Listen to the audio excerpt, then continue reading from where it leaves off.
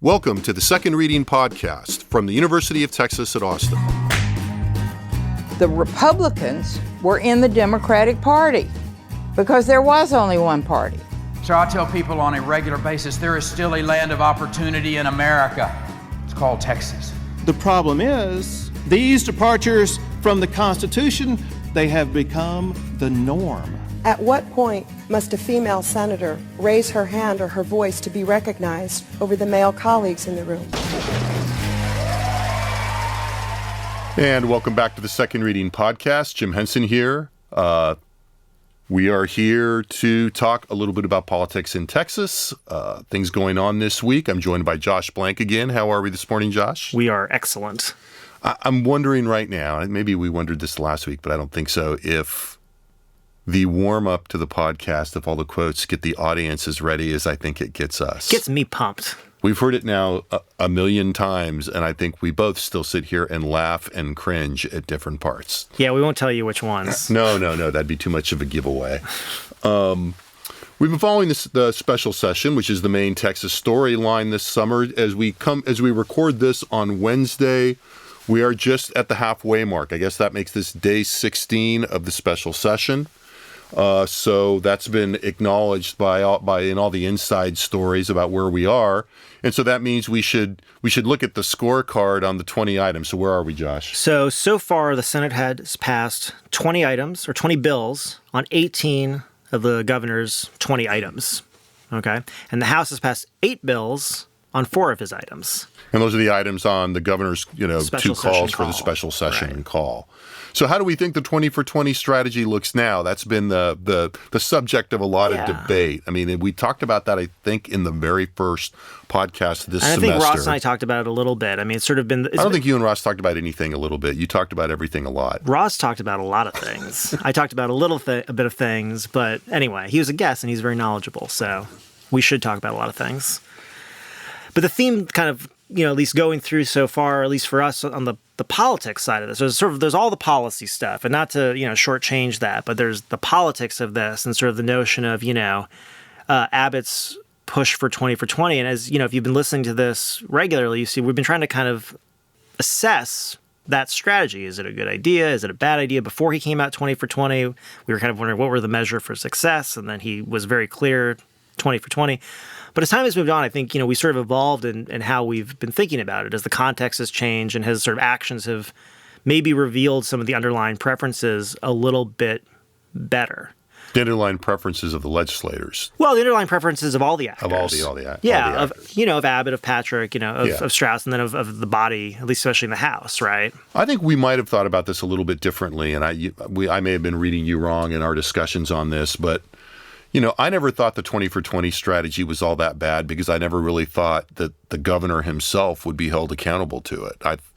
It seemed to set the bar high, knowing full well that the legislature probably wasn't very likely to pass all 20 of the measures.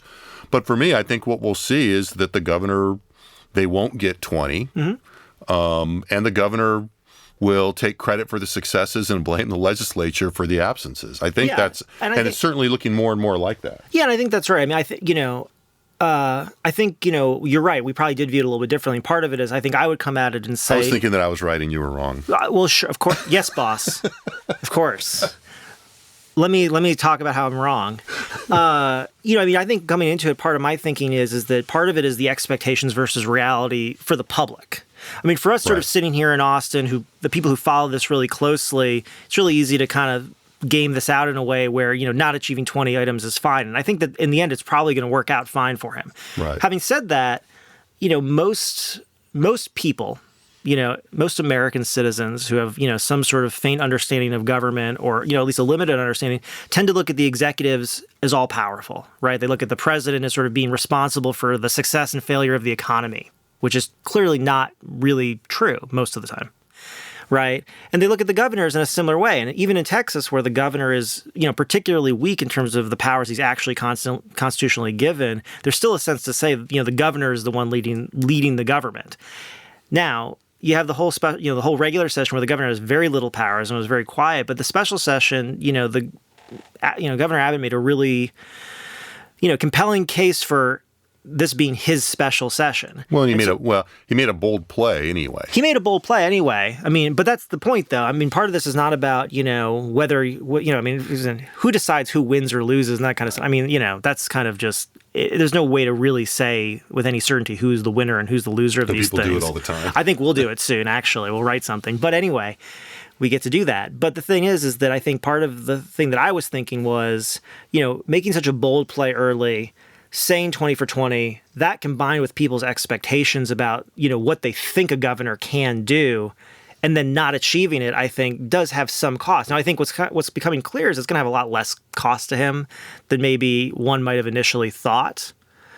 But that's partially because I think we've sort of have a more nuanced understanding of what the strategy was behind that now. Right. I mean, I think the point here, and that enables me to joke about, one of us being right and one of us being wrong, and the more serious point here is these political gestures take place in conditions of limited information and a lot of uncertainty. Right. This is a very human process with a lot of contingent parts, and good political actors are actually very good at adjusting to changing circumstances, or successful political actors.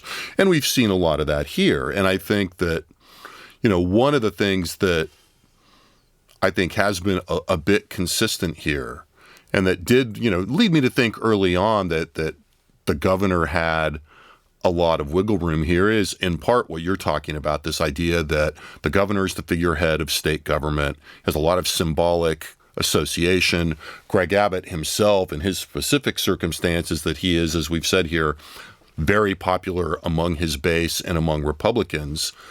And even reasonably popular among some Democrats. Right. And then there's conflict between the branches here, and in that conflict between the governor with all of his assets and the legislature, which is divided against itself in terms of the friction between the House and the Senate, right, and the cross currents in among the Republican caucuses, was in a less powerful position in terms of how the public digests all this. Yeah. I think what I probably underestimated was the degree to which the acrimony that was going on during the regular session would carry over and maybe increase going into the special session, and the degree to which that becomes the ready-made sort of, cause for the dysfunction. It's not the fact that the governor isn't able to pass his agenda. It's that, the legislature is being dysfunctional, and they're continuing to be dysfunctional.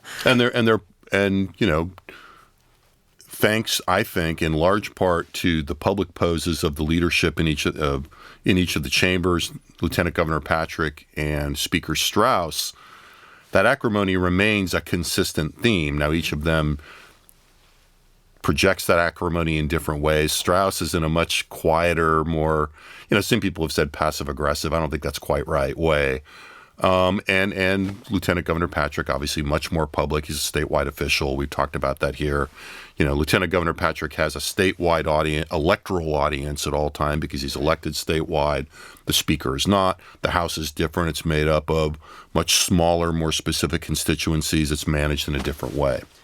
So if we step back, what does all that mean? It means that, the Senate predictably has passed many more bills than the House, given their positions and their positions vis-a-vis the governor.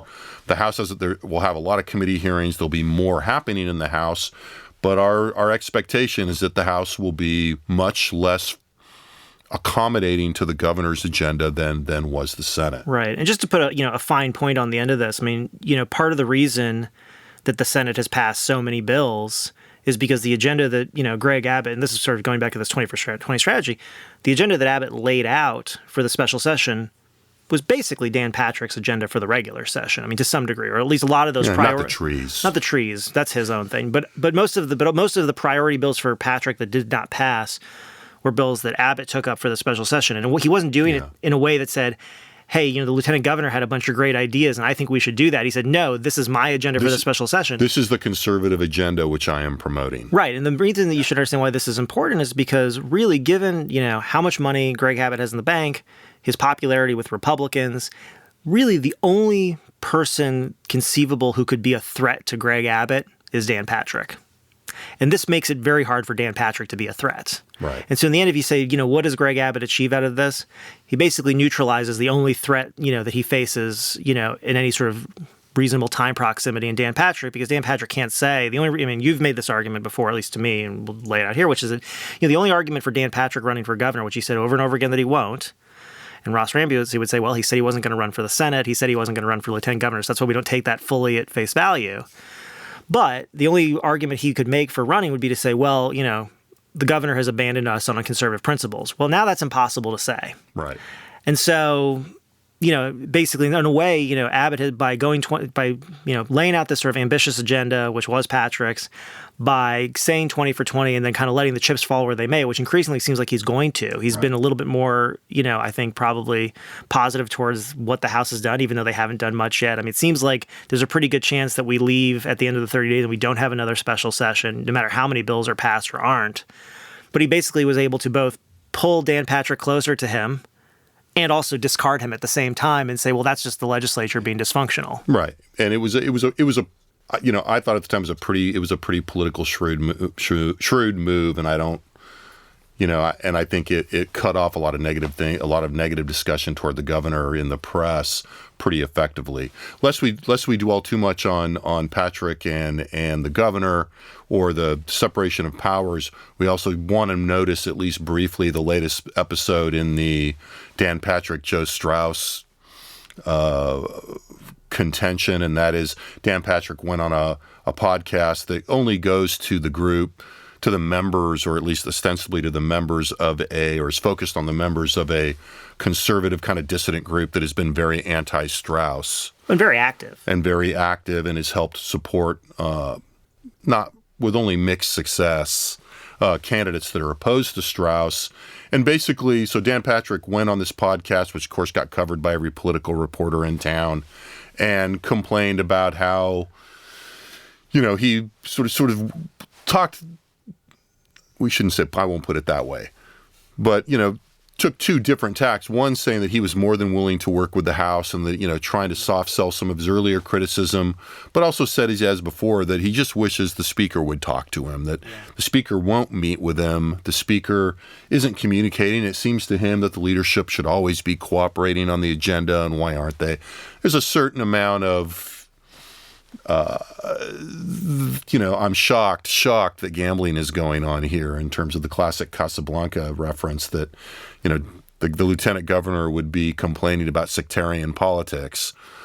Because pretty clearly, as you and I were talking before this, the speaker himself has said, if we're going to talk and really talk about things and try to figure out a way to work together, that would be great, but he doesn't expect that that's going to happen, and he's not going to meet and have the message delivered in person that the bathroom bill is the most important thing that they should be doing, because Strauss has been clear he doesn't believe that. Right, and he's also been clear that he's just not going to go to a meeting where that's what the agenda is. Right, so you guys may hear something about that, but that is still going on.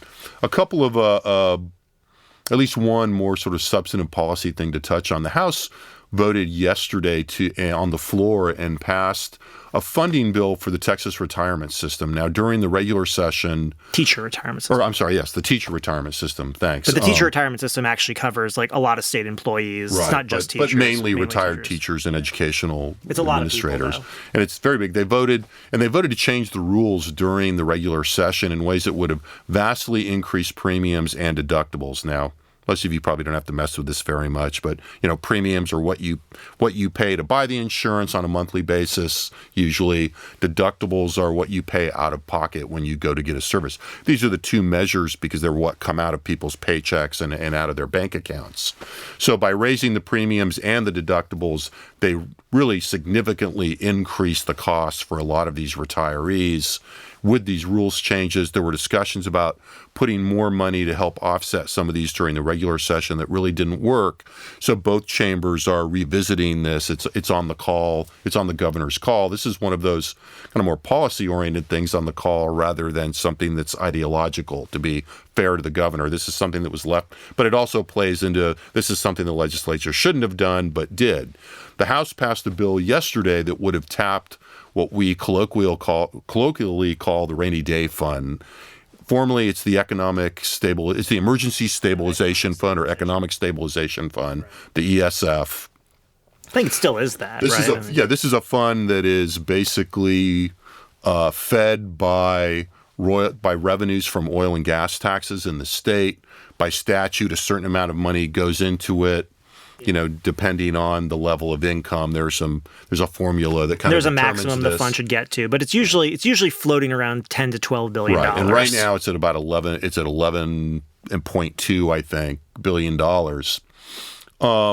They want to tap that fund in the House to pay for a payment to kind of offset this retirement system. That the Senate has been reluctant to do that, and they passed a bill in the same amount that would have done some accounting work with Medicaid insurance funds. This has been one of these differences between the House and the Senate that is really out there in the weeds, which you must be thinking right now, but really kind of underlines one of these fundamental points of friction in which the Senate does not want to tap this rainy day fund unless they say it's a real emergency and it's a one-time expenditure. The House has been much more willing, I would say, to define the nature of one-time and emergency a little more broadly. This is an example of that. Yeah, this has been, you may, as you said, this may feel really in the weeds, but this has actually been a consistent point of contention during the regular session in which is continuing, in which funds were tight, right? The budget was, the amount of money available this session was less than the last session. So the fact is there are going to be cuts, there are going to be hard choices to make. And then the question becomes, okay, well, if there's some things that we can't cut, but we need to find money for, how do we find it? And the House basically has said, well, the rainy day fund is there for economic stabilization. And the Senate has basically taken the approach, and I should say conservatives in the Senate, not, has basically taken the approach that, as you said, the rainy day fund is only for one-time expenses. So most of the way that they've managed to try to fund things, and this could go from school finance fixes, to, again, teacher retirement system, has basically been to either do one of two things. In the case of school finance in the special session, basically move money around within education, so not actually find new money. Or the other sort of most popular way to do this is to basically adjust the funding formulas for Medicaid in one way or another, or basically delay payment, which is common. I mean, just so you guys all know, basically the first thing the legislature does when it comes back to town for a legislative session is figure out how much it owes to Medicaid and pay that back in a supplemental budget, because they're always delaying payments to Medicaid to pay for something else. And it's usually in the nature of, at least $1 billion. Sometimes it's been closer to $2 billion. Right. And so, it's hard, if you're looking at this, with an objective eye, it's hard to say, exactly which is the more conservative approach. I think the Senate is very clear about saying that tapping the rainy day fund for what is, seen as continuing expenses is not conservative. It's kind of like dipping into your, savings account to pay for cable, is what they would argue, right? And this was a big fight during the regular session, and as it seemed to me was predictable. They basically split the difference. The Senate went in saying they didn't want to touch the rainy day fund at all. Then they kind of slowly let in a little bit of light that for one-time expenses it would be okay. The House wanted to tap it, at various times, anywhere between $2 and $4 billion. They wound up settling on tapping it for about $1 billion. In the final settlement. So the way to look at this is two things. One, teacher retirement is something that the legislators are very careful with because it does hit on teachers, even though they have cut. They're still going to have some cuts in the benefits. But the second thing is that the House doing this is definitely, a shot fired across the bow of the Senate that they want to go back to the rainy day fund. And what's I don't know, I guess I don't know if nice is the right word, but what's nice about this thing is it does illustrate the fact that, this isn't, the tensions that's going on between the House and the Senate aren't just about ends, they're also about means. I mean, it's more complicated than just about, what they are or aren't going to pass on sort of social issues. It's actually about, how they're going to do things that they actually agree on. So, I mean, these disagreements run pretty deep. Yeah, and this is, and these kinds of financial disagreements are fed by a baseline consensus in the majority party in both houses that they're not going to raise taxes and they're not going to go and do anything that create other sources of new revenue for government. So they've been caught every session in the last decade, if not a little bit more, trying to figure out how they're going to make ends meet without using the main tools that government has, which are various forms of taxation. We'll close today on one more, a kind of interesting bit of politics that goes to the topic that I guess nobody that talks about Texas politics right now can do anything without mentioning bathroom legislation, transgender people access to bathrooms, and how that's playing out this session. It's been a matter of statewide attention and focus, obviously, and it's getting lots of national attention. The latest episode in that was fairly interesting in that a letter was issued that was signed by numerous members in the oil and gas industry. Came out of Houston. Came out of Houston, but including the heads of some of the biggest oil companies that operate in the state: ExxonMobil, Shell, British Petroleum, BP, in which they urged the governor and the legislature, lieutenant governor. I think the letters were to the governor and the lieutenant governor, to not pass to be wary of passing any bills that are seen as discriminatory because it's not good for the business climate in the state. Right. It makes it hard to recruit talent was the main argument they had. And so this moves the ball forward in an interesting way. I mean, and there's been an extended discussion in Texas and in the national press about the degree to which the business interests that live primarily in the Republican Party in the state or aligned with the Republican Party in the state were willing to expend some of their political capital to oppose, quote unquote, bathroom legislation. There have been some high profile opposition from some of the sports organizations, I guess notably the NFL and the NBA. Yeah. The NCAA was involved in terms of the location of the tournament, particularly when this kind of legislation came up in North Carolina. Their participation had been a little bit more muted in Texas. Right. One of the big, but not the only kind of umbrella business organizations in the state, the Texas Association of Business, had kind of taken the point on opposing SB 6 and bathroom legislation during the regular session, and it had kind of a rocky time of it. They promoted a report that had been done by some students as a class project at another university, whose name we won't mention, was St. Ed's, and got basically in trouble because much of the data in that report was out of date. Some of it was inaccurate, but a lot of it was simply out of date, and they had promoted this anyway. But overall, a lot of people, including the Speaker of the House, had been noticing that while there had been some proclamations, there really hadn't been a lot of money spent and a lot of effort made to really go to the wall on this. High-tech companies had been pretty involved in the opposition. Again, as Josh was saying, on the basis of recruitment and to some degree their image with consumer markets. But by and by, Target was there too. I mean, the business opposition was really, in a lot of ways minimized to the Texas Association of Business and and then additionally sort of Target and some high-tech brands, which is why sort of the introduction of, more of a pillar of the Texas economy and business community stepping in was sort of seen as a big deal. Right. The oil and gas industry and the heavy and the more, what we call the heavy industrials, people like the Texas Association of Manufacturers had been much more muted on this. And, it's led to a discussion of why this was some misguided discussion, I think, did it mean that the business community had lost power in the Republican Party because Dan Patrick was pursuing this overall, was leading the fight on this in spite of business, a lot of people behind the scenes saying, this isn't important to us. And in fact, we don't think it's a very good idea. So oil and gas coming out really, signaled a lot more willingness on, one of these stalwarts of Republican business interests in the state coming out publicly against the bill.